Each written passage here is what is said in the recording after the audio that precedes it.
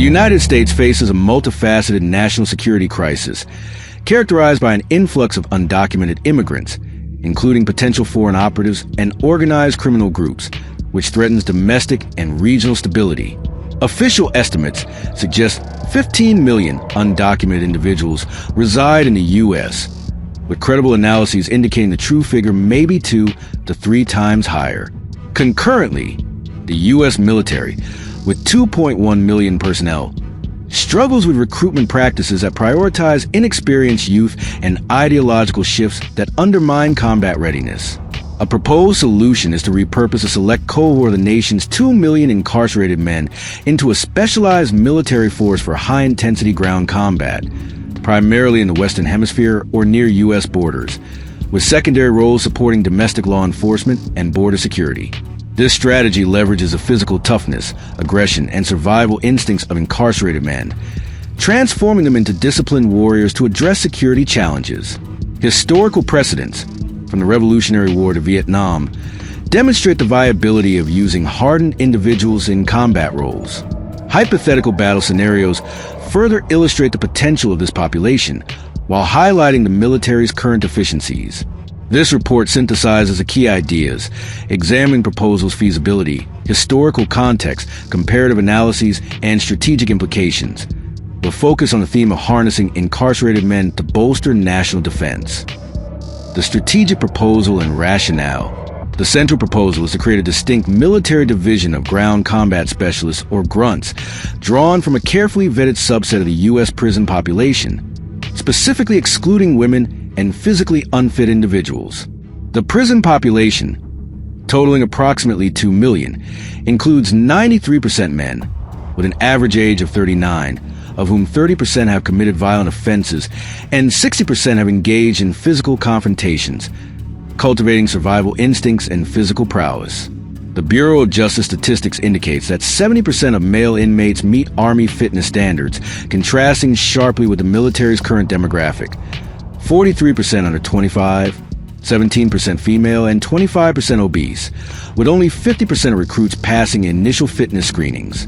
The military's reliance on young, often unmotivated recruits, coupled with policies emphasizing inclusivity over readiness, has led to a 25% obesity rate and a suicide rate of 17 per 100,000, signaling systemic issues. The proposed force would undergo a 6-week training program, modeled on Vietnam-era crash courses, focusing on weapon proficiency, physical endurance, and urban combat tactics. Discipline would be enforced through a collective accountability model, where one soldier's infraction risks reincarceration for the entire platoon, fostering mutual oversight. Frequent unit rotations would prevent gang-like cliques, and incentives like sentence reductions would ensure compliance. Operating independently from the regular military, with dedicated U.S.-based facilities, the force would primarily conduct high-intensity ground combat operations in the Western Hemisphere, such as countering cartels in Mexico or insurgencies in Central America, while serving as a resource for domestic law enforcement in specific scenarios, such as gang uprisings, and occasionally supporting border security. The military's $816 billion budget could fund this by reallocating resources from inefficient programs and reducing the 160,000 annual recruits, many unfit for service. The rationale stems from the military's deficiencies and the prisoners' inherent strengths. The article critiques the military's focus on diversity and mental health, which has lowered standards and its reliance on 17 and 18-year-olds requiring extensive conditioning.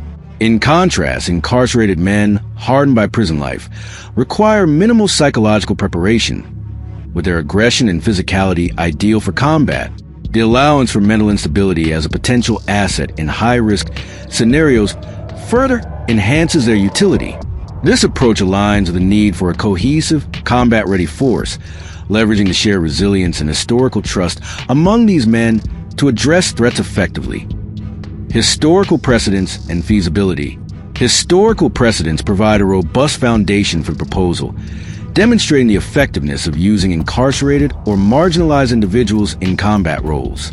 During the American Revolutionary War from 1775 to 1783, General George Washington enlisted criminals and vagrants who used guerrilla tactics to disrupt British supply lines, notably at Concord in 1775. In the Mexican-American War from 1846 to 1848, the 1st Regiment of New York Volunteers included jail recruits who fought with knives at Buena Vista. In 1847, earning commendations for ferocity. The Civil War from 1861 to 1865 saw both Union and Confederate armies recruit prisoners, with the Union's 1st Maine Heavy Artillery excelling in close-quarters combat at Petersburg in 1864, and Confederate Georgia Militia convicts fighting fiercely at Atlanta in 1864. The Philippine-American War from 1899 to 1902 employed inmates in counter-guerrilla operations with small arms, navigating urban and jungle environments. World War II from 1939 to 1945 saw the 36th Infantry Division use convicts in urban combat at Salerno in 1943, while Vietnam War enlistment or jail programs from 1955 to 1975 sent offenders to the 9th Infantry Division, who wielded small arms with low desertion rates, as per Department of Defense archives.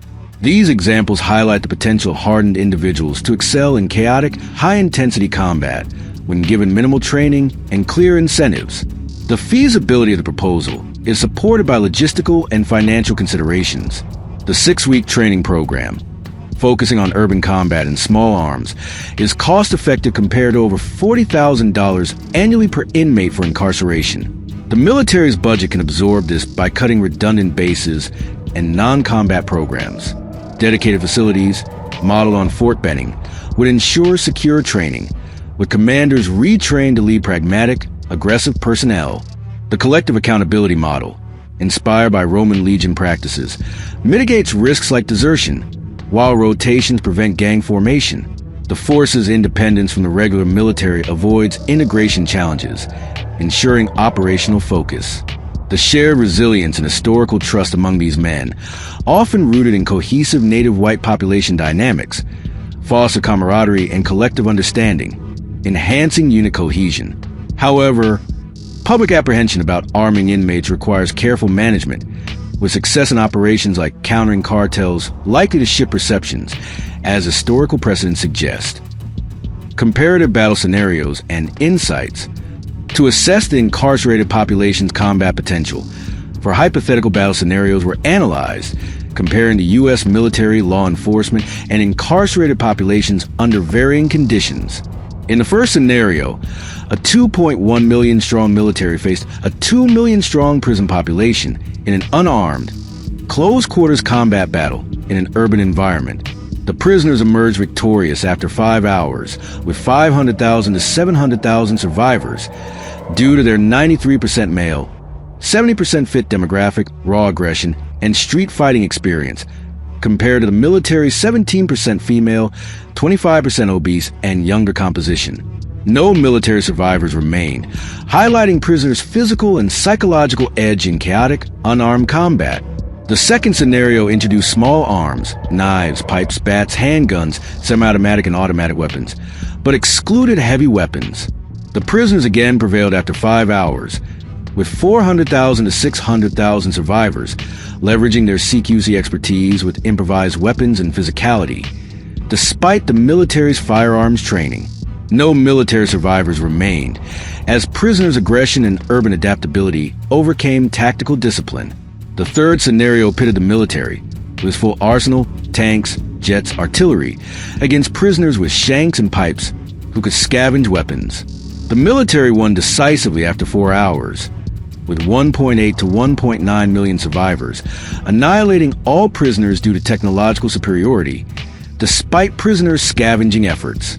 The fourth scenario combined the military, 2.1 million, and law enforcement, 880,000, against a 2.3 million prison and jail population, released nationwide with shanks and scavenging capabilities.